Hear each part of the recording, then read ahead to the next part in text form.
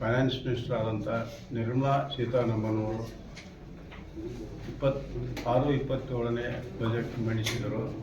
ಇದರಲ್ಲಿ ಹೆಚ್ಚಾಗಿ ಯುವಶಕ್ತಿ ಬಜೆಟ್ ಅಂತ ಹೇಳಿದ್ದಾರೆ. ಅಂತ ಸ್ಪೆಸಿಫಿಕ್ ಆಗಿ ಯಾವುದೇ ಕೊಡುಗೆಗಳನ್ನು ಕರ್ನಾಟಕಕ್ಕೆ ಕೊಟ್ಟಿಲ್ಲ. ಆಮೇಲೆ ಹೆಚ್ಚಿನ ವಿವರಣೆ ಇನ್ನೂ ಸಿಕ್ಕಿಲ್ಲ. ಈಗಾಗಲೇ ಮುಖ್ಯವಾಗಿ ಉದ್ಯಮಗಳ ಬೆಳವಣಿಗೆಗಾಗಿ MSMEಗೆ 20,000 ಕೋಟಿ ಡೆವಲಪ್ ಮಾಡಲಿಕ್ಕೆ ಅನುವು ಮಾಡಿಕೊಟ್ಟಿದ್ದು ಒಂದು ಸಂತೋಷ. ಅದರಂತೆ 7 ಕಾರಿಡಾರ್ ರೈಲ್ವೆ ಕಾರಿಡಾರ್ಗಳನ್ನು ಅನೌನ್ಸ್ ಮಾಡಿದ್ದಾರೆ. ಅದರಲ್ಲಿ ನಮ್ಮ ಕರ್ನಾಟಕಕ್ಕೆ ಬೆಂಗಳೂರಿಗೆ ಮಾತ್ರ ಬೆಂಗಳೂರಿಂದ ಹೈದರಾಬಾದ್ ಕೊಟ್ಟಿದ್ದಾರೆ. ಆದರೆ ಪುಣಾದಿಂದ ಹಿಡ್ಕೊಂಡು ಬೆಂಗಳೂರು ವಾಯಾ ಹುಬ್ಳಿ ಕೊಟ್ಟಿದ್ದರೆ ನಮ್ಮ ಉತ್ತರ ಕರ್ನಾಟಕ ಭಾಗಕ್ಕೂ ಅನುಕೂಲ ಆಗ್ತಿತ್ತು. ಕೆಲವೊಂದು ಟ್ಯಾಕ್ಸ್ ರಿಬೇಟ್ ಕೊಟ್ಟಿದ್ದಾರೆ, ಬಟ್ ಅವು ಡಿಟೇಲ್ಸ್ ಇನ್ನೂ ಸಿಕ್ಕಿಲ್ಲ. ಡಿಟೇಲ್ಸ್ ಬಂದ ಮೇಲೆ ರಿಯಾಕ್ಟ್ ಮಾಡ್ಬೋದು. ಮೂಲಭೂತ ಸೌಕರ್ಯಗಳಿಗೆ ಹೆಚ್ಚಿನ ಒತ್ತು ಕೊಟ್ಟು ಅದಕ್ಕೆ ಹೆಚ್ಚಿನ ಹಣಕಾಸು ನೆರವು ಒದಗಿಸ್ಯಾರ. ಇನ್ನೂ ಪ್ರತಿಯೊಂದು ಡಿಟೇಲ್ಸ್ ಬಂದ ಮೇಲೆ ನಾವು ರಿಯಾಕ್ಟ್ ಮಾಡಲಿಕ್ಕೆ ಅನುಕೂಲ ಆಗ್ತೀವಿ. ಓವರಾಲ್ ಇದೊಂದು ಬ್ಯಾಲೆನ್ಸ್ ಬಜೆಟ್ ಅಂತ ಹೇಳ್ಬೋದು.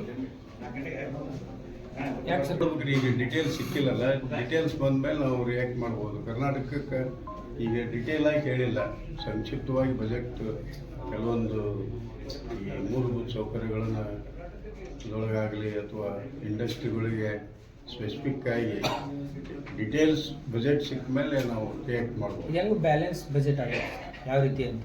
ಟೋಟಲ್ ಓವರಾಲ್ ನೀವು ಎಲ್ಲ ಭಾಗಗಳನ್ನು ಸಹಿತ ಕನ್ಸಿಡರ್ ಮಾಡಿದ್ದಾರೆ. ಆದರೆ ಅದರೊಳಗೆ ಡಿಟೇಲ್ ಈ ಕೆಲವೊಂದು ಸ್ಟೇಟ್ಗಳಿಗೆ ಕೆಲವೊಂದು ಟೂರಿಸಮ್ದೊಳಗೆ ಅನುಕೂಲ ಮಾಡಿಕೊಟ್ಟಿದ್ದಾರೆ. ಬಟ್ ಕರ್ನಾಟಕದೊಳಗೂ ಕೆಲವೊಂದು ಮಾಡಿದ್ದಾರೆ. ಆದರೆ ಅವು ಡಿಟೇಲ್ ಸಿಕ್ಕ ಮೇಲೆ ನಾವು ಹೇಳ್ಬೋದು ಅಷ್ಟೇ. Yes sir.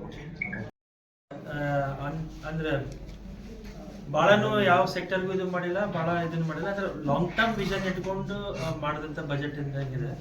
ಅಂದರೆ they focused on semiconductors, biotechnology, ಆಮೇಲೆ ಸ್ಕಿಲ್ ಫಾರ್ ಇನ್ ಟೂರಿಸಮ್ಗೆ ಫ್ಯೂಚರ್ನಲ್ಲಿ ಟೂರಿಸಮ್ ಡೆವಲಪ್ಮೆಂಟ್ ಆಗಲಿ ಅಂತೇಳಿ ಟೂರಿಸಮ್ ಬಗ್ಗೆ, ಟೆಕ್ಸ್ಟೈಲ್ಸ್ ಬಗ್ಗೆ, ಅಂದರೆ ಓವರಾಲ್ ಎಲ್ಲ ಇದರಲ್ಲೂ ಸ್ವಲ್ಪ ಇದನ್ನು ಮಾಡಿದ್ದಾರೆ. ಆಮೇಲೆ MSMEಗೆ 10,000 crores ಫಾರ್ ಅಪ್ಗ್ರೇಡೇಷನ್ನು, ಅದರ ಟೆಕ್ನಾಲಜಿ ಅದಕ್ಕೆಲ್ಲ ಮಾಡಿದ್ದಾರೆ.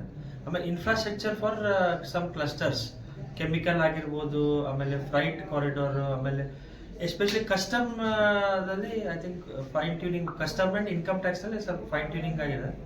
ದಟ್ ಸಿಮ್ಸ್ ಅಂದರೆ ಬ್ಯಾಲೆನ್ಸ್ ಬಜೆಟ್ ಟೈಪ್. ಆಮೇಲೆ ಎಲ್ಲೂ ಎಕ್ಸ್ಪೆಂಡಿಚರ್ ಆಗಲಿ ಇದನ್ನಾಗಲಿ ಕಂಟ್ರೋಲ್ ಮಾಡ್ಕೊಂಡು ಇದು ಮಾಡಿದ್ದಾರೆ. ಸರ್, ಇದು ಇನ್ಕಮ್ ಟ್ಯಾಕ್ಸ್ ಬಗ್ಗೆ ಯಾವ ರೀತಿ ಇದೆ? ಏನು ಎಕ್ಸ್ಪೆಕ್ಟೇಷನ್ ಏನಾಗಿದೆ ಅಂತ ಇನ್ಕಮ್ ಟ್ಯಾಕ್ಸ್ನಲ್ಲಿ ನಾವು 4 lakhs ಇಂದ 7 lakhs ಏನಾರ ಎಕ್ಸಂಪ್ಷನ್ ಏನಾರ ಇನ್ಕ್ರೀಸ್ ಮಾಡ್ತಾರೆ ಅಂತ ಮಾಡಿದ್ವಿ. ಅದೇನು ಚೇಂಜಸ್ ಇನ್ಕಮ್ ಟ್ಯಾಕ್ಸ್ನಾಗ ಯಾವ ಚೇಂಜಸ್ ಆಗಿಲ್ಲ. ವೆದರ್ ಕಾರ್ಪೊರೇಟ್ ಆಗಲಿ ಪರ್ಸನಲ್ ಇನ್ಕಮ್ ಟ್ಯಾಕ್ಸ್ ಏನೂ ಚೇಂಜಸ್ ಮಾಡಿಲ್ಲ. ಓನ್ಲಿ ದಿ ಪ್ರೊಸೆಸ್ ಏನು ಇನ್ಕಮ್ ಟ್ಯಾಕ್ಸ್ ಹೊಸ ರೂಲ್ಸ್ ಪ್ರಕಾರ ಫಾರ್ಮ್ಸು, ರೂಲ್ಸು, ಆಮೇಲೆ ಈಸ್ ಆಫ್ ಡೂಯಿಂಗ್ ಬಿಸ್ನೆಸ್ ಅಂತಲ್ಲ, ಅದ್ರಲ್ಲಿ ಸ್ವಲ್ಪ ಚೇಂಜಸ್ ಚೆನ್ನಾಗಿ ಮಾಡಿದ್ದಾರೆ. ಆಟೋಮೊಬಿಲಿಟಿಗೆ ಏನಾದ್ರು ಬಂದಿದೆ? ಅದೇನು ಬಂದಿಲ್ಲ. I think free trade agreement ಆಗ್ತಾ ಇದ್ವಲ್ಲ, ಅದರಿಂದ ಐ ಥಿಂಕ್ ಅದರಲ್ಲಿ ಇನ್ನೂ ಯಾವ ಬಂದಿಲ್ಲ. ಅಗ್ರಿಕಲ್ಚರ್ ಸರ್, ರೈತರಿಗೆ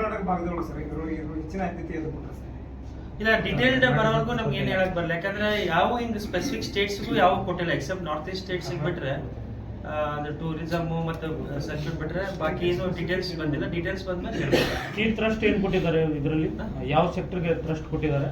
ಇದರಲ್ಲಿ ಬಯೋಟೆಕ್ನಾಲಜಿ ಮತ್ತೆ ಸೆಮಿ ಕಂಡಕ್ಟರ್ಸು, ಅದ್ರ ಮೇಲೆ ಭಾಳ ಟ್ರಸ್ಟ್. ಆಮೇಲೆ ಐ ಟಿ ಗ್ಲೋಬಲ್ ಕ್ಯಾಪಬಿಲಿಟಿ ಸೆಂಟರ್ಸ್ನವರು ಜಾಸ್ತಿ ಇಲ್ಲಿ ಸೆಟಪ್ ಮಾಡಲಿ ಅಂತ. ಆಮೇಲೆ ಇದನ್ನ ಅದು ಡೇಟಾ ಸೆಂಟರ್ಸ್ ಇಲ್ಲಿ ಯಾರು ಸೆಟಪ್ ಮಾಡ್ತಾರೆ ಅವ್ರಿಗೆ, ಅಂದರೆ data centre setup in India but giving service to entire world, ಅವರಿಗೆ 20 years ಟ್ಯಾಕ್ಸ್ ಹಾಲಿಡೇ ಕೊಟ್ಟಾರ.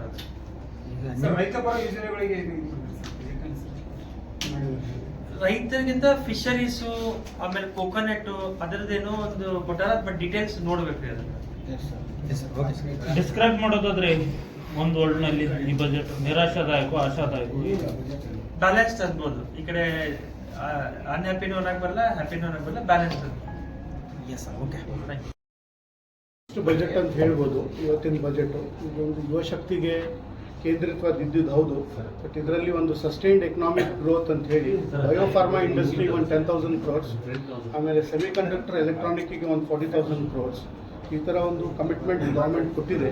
ಇದರಿಂದ ಸಾಕಷ್ಟು ನಮ್ಮ ಯುವಜನತೆಗೆ ಹೆಲ್ಪ್ ಆಗ್ಬೋದು ಅಂತ ಹೇಳ್ಬೋದು ಒಂದು ವಿಷಯ. ಆಮೇಲೆ MSME ಅವರಿಗೆ ಚಾಂಪಿಯನ್ MSME ಅಂತ ಹೇಳಿ ಅವ್ರು ಮಾಡಿದ್ದಾರೆ. ಸೊ ಅದಕ್ಕೆ MSMEಗೆ ಒಂದು 10,000 crores SME ಗ್ರೋತ್ ಫಂಡನ್ನು ಕೊಟ್ಟಿದ್ದಾರೆ. ಪ್ಲಸ್ 7 ರೈಲ್ ಸ್ಪೀಡ್ ಕಾರಿಡಾರ್ಸ್ ಮಾಡಿದ್ದಾರೆ. ಇದೆಲ್ಲ ಪಾಸಿಟಿವ್ನೆಸ್ ಆಫ್ ದ ಬಜೆಟ್ ಮಾಡಿದ್ದಾರೆ. But there are certain negatives also. ಒಂದು 3 ನ್ಯೂ ಆಲ್ ಇಂಡಿಯಾ ಆಯುರ್ವೇದಿಕ್ ಇನ್ಸ್ಟಿಟ್ಯೂಟ್ಸನ್ನು ಹೇಳಿದ್ದಾರೆ. Girls hostel for every district ಅಂತ ಹೇಳಿದ್ದಾರೆ. ಆಮೇಲೆ national institute of hospitality create ಮಾಡ್ತೀವಿ ಅಂತ ಹೇಳಿದ್ದಾರೆ. ಆಮೇಲೆ ಮೇನ್ ಇಂಪಾರ್ಟೆಂಟ್ ಇರೋದು ಸರ್ಕಾರದಿಂದ ಕೇಂದ್ರದ ಬಜೆಟ್ ಇರೋದ್ರಿಂದ ಇದು ಯಾವುದು ಸ್ಟೇಟ್ ಸ್ಪೆಸಿಫಿಕ್ ಆಗಿರಲ್ಲ. ಎಲ್ಲ ಇದಕ್ಕೆ ಫಾರ್ಮರ್ಸಿಗೆ ಒಂದು ಒಳ್ಳೆಯದೇನು ಅಂತಂದರೆ ಭಾರತ್ ವಿಸ್ತಾರ ಅಂತೇಳಿ ಒಂದು AI ಆ್ಯಪ್ ಕೊಡ್ತಾ ಇದ್ದಾರೆ. ಬೇರೆ ಅವ್ರು ಏನೋ ಒಂದು ಅವ್ರದ್ದು ಸಮಸ್ಯೆ ಇದ್ದರೆ ಆ ಸಮಸ್ಯೆಯನ್ನು ಆ್ಯಪ್ ಮುಖಾಂತರ ಅವರು ಅದಕ್ಕೆ ಪರಿಹಾರ ತಗೋಬೋದು ಅನ್ನೋದು ಇದು ಒಂದು ಹೊಸ ಪ್ರಯೋಜನ AI ಮುಖಾಂತರ ಫಾರ್ಮರ್ಸ್ಗೆ ಒಂದು ದೊಡ್ಡ ಕಡೆಗೆ ಆಗ್ತಾಯಿದೆ. ಅದು ಬಿಟ್ಟು ಮತ್ತು ಸೆಲ್ಫ್ ಹೆಲ್ಪ್ ಎಂಟ್ರಪ್ರನರ್ಸ್ ಅಂದರೆ ವುಮೆನ್ ಎಂಟ್ರಪ್ರನರ್ಸ್ ಮಾಡೋರಿಗೆ ಕೂಡ ಭಾಳಷ್ಟು ಸಹಕಾರ ಕೊಡ್ತಾ ಇದೆ. ಆಮೇಲೆ ದಿವ್ಯಾಂಗ ಅವ್ರಿಗೂ ಕೂಡ ಫೋಕಸ್ ಮಾಡಿದೆ. ಮತ್ತು ಮೇನ್ ಇಂಪಾರ್ಟೆಂಟ್ ಈ ಕೇಂದ್ರದ ಬಜೆಟು ಫಿಸಿಕಲ್ ಡೆಫಿಸಿಟನ್ನು ಕಂಟ್ರೋಲ್ ಮಾಡಿದೆ. 4.5% ಎಸ್ಟಿಮೇಟೆಡ್ ಇತ್ತು, ಬಟ್ ಇನ್ ರಿಯಾಲಿಟಿ 4.4%ಗೆ ತಂದಿದ್ದಾರೆ. 4.4% ಆಫ್ ದಿ GDP 25-26 ತಂದಿದ್ದಾರೆ. ಇದು ಒಂದು ಕೇಂದ್ರ ಸರ್ಕಾರದ ಒಂದು ಇದಕ್ಕೆ ನಾವೆಲ್ಲರೂ ಒಂದು ಅದಕ್ಕೆ ಭಾಳ ಪ್ರಶಂಸನೆ ಕೊಡುವಂಥದ್ದಂದರೆ they have maintain the fiscal deficit to the 4.4% of the GDP. ಮತ್ತು ಇನ್ನೊಂದು commitment they are trying to get it 4.3% of the GDP for 26-27. ಇದು ಒಂದು ಕಮಿಟ್ಮೆಂಟ್ ಹೇಳಿದ್ದಾರೆ. ಅಂದರೆ ನಮಗೆ ಏನಾಗ್ತಾ ಇದೆ, we are not going to have more deficit on the revenue part. ಇದು ಒಂದು ತೋರಿಸ್ಕೊಡುತ್ತೆ. ಇದು ಬಿಟ್ಟು ಮತ್ತು ಇನ್ನೊಂದು ನೆಕ್ಸ್ಟ್ ಏನಂದರೆ ಇನ್ಕಮ್ ಟ್ಯಾಕ್ಸಿಗೆ ಹೊಸ ಆ್ಯಕ್ಟನ್ನು ತಂದಿದ್ದಾರೆ. New income tax act 2025 which will be implemented from April 1, 2026. Important ಏನಂದರೆ ನಮ್ಮ ಡಾಟಾ ಸೆಂಟರ್ಸ್ಗೆ 2047ವರೆಗೆ ಟ್ಯಾಕ್ಸ್ ಹಾಲಿಡೇ ಕೊಟ್ಟಿದ್ದಾರೆ. ಸೊ ಇದರಿಂದ ಸಾಕಷ್ಟು ಡಾಟಾ ಸೆಂಟರ್ಸ್ ಇಂಡಿಯಾಗೆ ಬರ್ಬೋದು.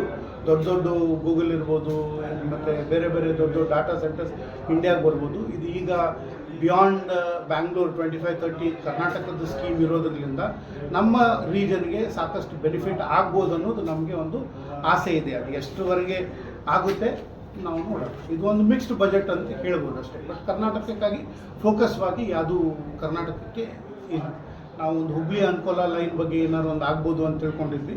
ಕರ್ನಾಟಕಕ್ಕೆ ಅದು ಆಗಲಿಲ್ಲ. ಮತ್ತು 7 ಸ್ಪೀಡ್ ಕಾರಿಡಾರ್ ರೈಲ್ಸಲ್ಲೂ ಕೂಡ ಒಂದು ಹುಬ್ಳಿಯಿಂದ ಯಾವ್ದಾದ್ರು ಹೋಗೋದು ಒಂದು ರೈಲ್ ಮಾಡ್ಬೋದಿತ್ತು. Pune Bangalore 7 high speed rail ಮಾಡ್ಬೋದಿತ್ತು. ಅದು ಕೂಡ ನಮ್ಮ ಹುಬ್ಳಿ ಭಾಗಕ್ಕೆ ಬರಲಿಲ್ಲ ಅಂತೇಳಿ ನಮ್ಮ ಭಾಗಕ್ಕೆ ಒಂದು ಸ್ವಲ್ಪ ನೋಡಲಿಲ್ಲ ಅಂತ ಅದು ಒಂದು ನಿರಾಸೆ ನಮ್ಮಲ್ಲಿ ಇದೆ. Tax exemption